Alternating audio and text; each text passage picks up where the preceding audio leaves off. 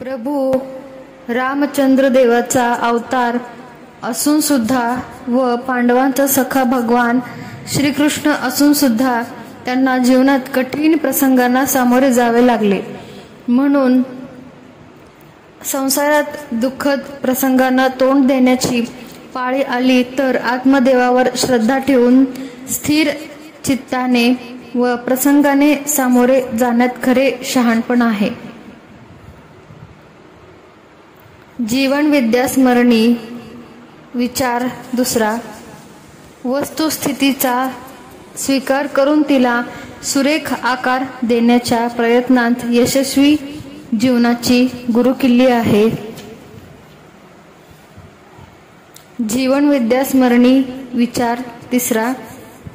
जीवनाला दुःखाचा तडा न जाता सुखाची जोड होणे म्हणजेच तडजोड होय.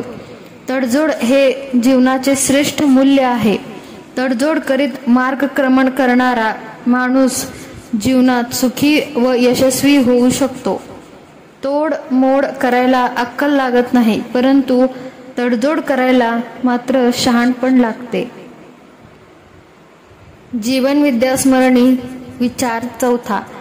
जीवनात दुःख सुख प्रसंग संवावर येतात, मग तो पंत संत महंत किंवा भगवंत असो. म्हणून अशा प्रसंगी देव देवस्की अंगारे धुपारे यासाठी बुवा बाबांकडे धावण्याऐवजी ईश्वर स्मरणी करीत स्थिर चित्ताने या प्रसंगांना धैर्याने तोंड देणे हाच शहाणपणाचा मार्ग होय.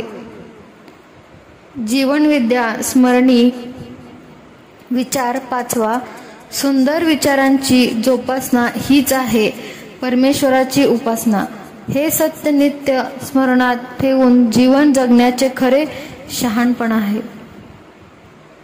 अशाच सुंदर विचारांसाठी श्री सद्गुरू वामनराव पैन यांच्या अशाच सुंदर विचारांसाठी सबस्क्राईब करायला मात्र विसरू नका. धन्यवाद.